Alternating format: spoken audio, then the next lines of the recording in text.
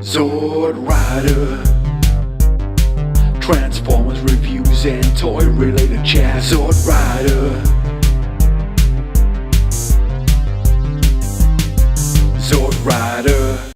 Hello everyone, it's Zord Rider here, and I thought I'd do a little video for you tonight. Now, as you can see, I'm not in my normal man cave. I'm coming to you courtesy of the Marriott, the Courtyard Marriott in Edinburgh, where I'm currently working.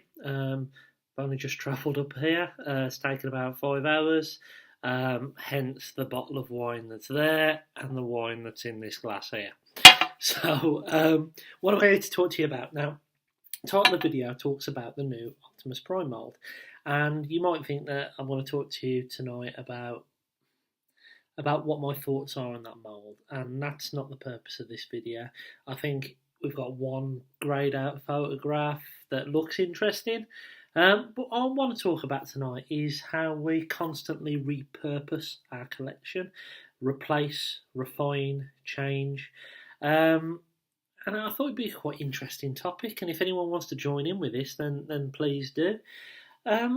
So there's been a little bit of a backlash from what I've seen on social media. There's been a bit of a battle between the people who really like it, who are really up for it, and the people that are really, really against it. I'm in neither of these camps, to be honest with you. I'm kind of sitting firmly on the fence in the middle. But what I thought would be interesting is that if we talk about how these characters constantly get refined. Now, no one batted an eyelid really when the MP5 was replaced with MP36 Megatron. Everyone wanted that update. There was a need from everyone to update that figure. And that's fine. I owned MP5 and I sold it a long time ago.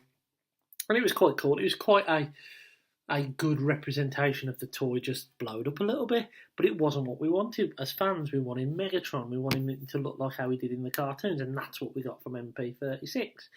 And then what Hasbro did was quite clever. They then refined that mould, and now they're getting the MP36 Plus, I think it is, with the toy-looking Megatron. So, with that in mind, there's always these updates going on in the background. It's not just in the Masterpiece world, in the Generations world, we constantly repurpose and have new updates of our characters.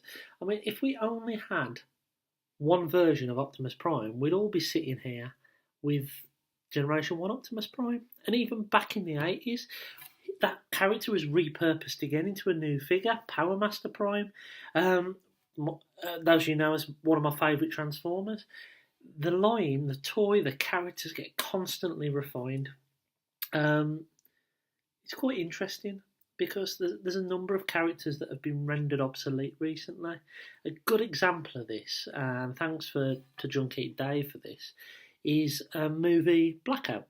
Now, movie Blackout, yes, there were some Legends figures, but if you wanted a decent size figure, the only option for you really was 2007 Blackout mould, which was repurposed into Grinder and all that stuff. But that was the only option. And now we're replacing that with the new Studio Series Blackout, which is an improvement. We're doing it all the while. Grimlock's another example. Movie Grimlock. Yes, there were some ones of previous films, but now the Studio Series Grimlock seems to be the one. And I think it's quite interesting for the people who are saying, oh, no, I'm happy with MP10. And MP10 is a great, great toy. But sometimes you need to move on with the times. And you might not even realise that you want an update. Now, let me give you an example of this. Who had a 3210 phone or a 3310? I did. Absolutely loved the thing. It was a great piece of technology.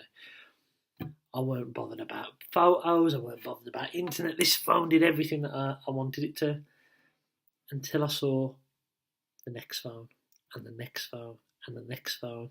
And you can see that progression in the technology, in the product.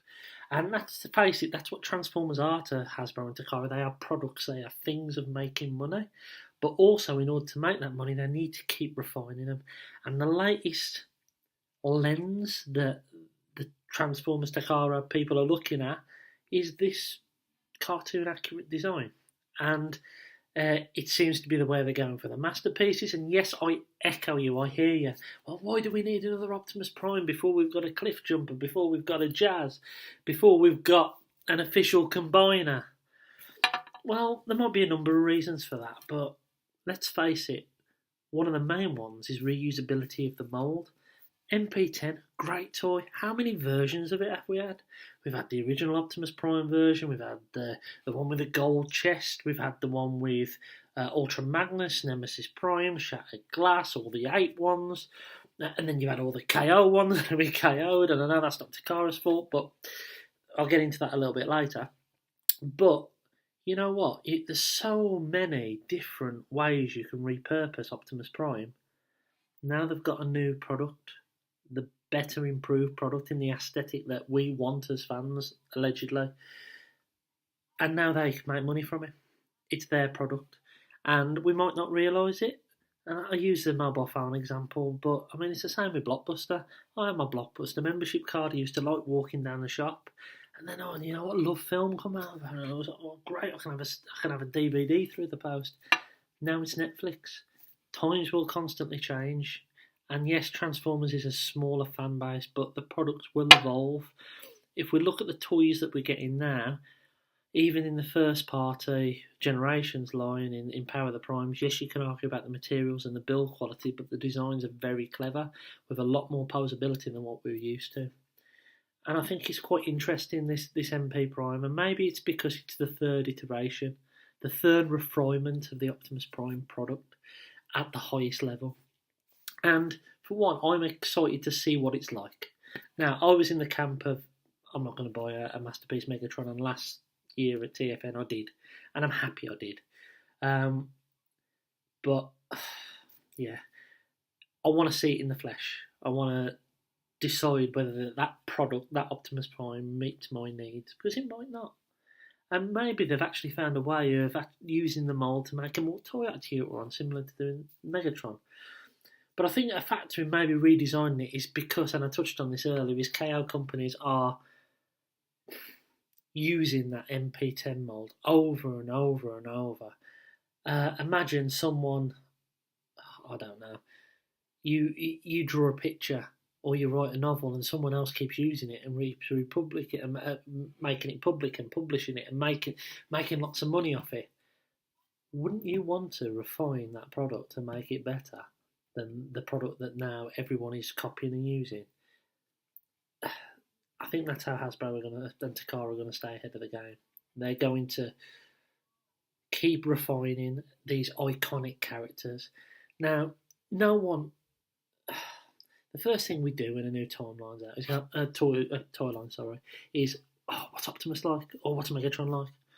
We never go, I wonder if there's going to be a night beat. We haven't had a night beat for a while. We don't do that. We go, where are the main characters? So we can't blame Hasbro and Takara for doing this. We can't. They're refining their product, and they're using these iconic characters in order to hook us as fans, and we will buy this product. I'm sure next year when it's released, pre-orders will be sold out. I'm sure it will happen. For one, I'm excited about it, and I think it'd be interesting to see what the uptake is, see what the transformation is. It might be the best figure we've ever seen. But one thing's for certain, it won't be the last Optimus Prime that we see.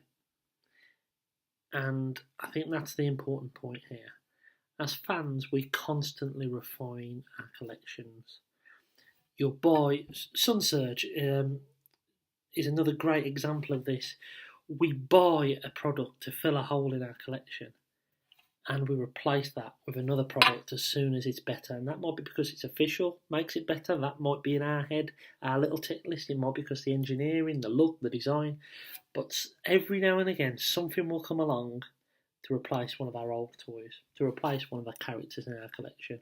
And that's a fact. That will happen. And that's even happening the other way now with Make Toys Meteor looking better than the official Starscream version. What if we get a third Starscream version? Are people going to feel the same about that?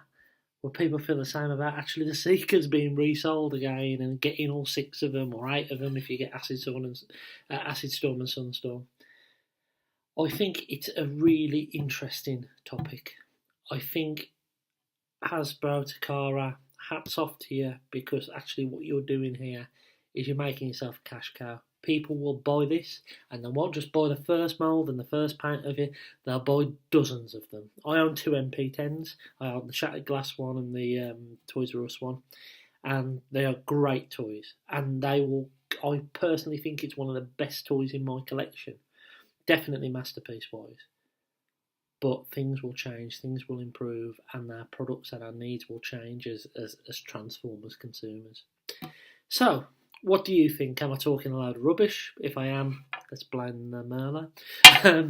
If I'm not talking a load of rubbish, then do a response video, leave a comment below. Let's get a little bit of a debate going on about this, because I think it's a really interesting topic. Let's not focus on the actual toy itself, because that's an unknown. We know what a grey photograph, a blurry grey photograph is. Let's talk about that when we've got more information. Like we can talk about the masterpiece Megatron Beast Wars. We've seen more pictures of that. That would be an interesting debate to talk about our feelings on that. But Prime at the moment, I don't think so. But the topic I brought up here, I think, is quite interesting. So let me know your thoughts. I've been Zort Rider, and I'll catch you again soon.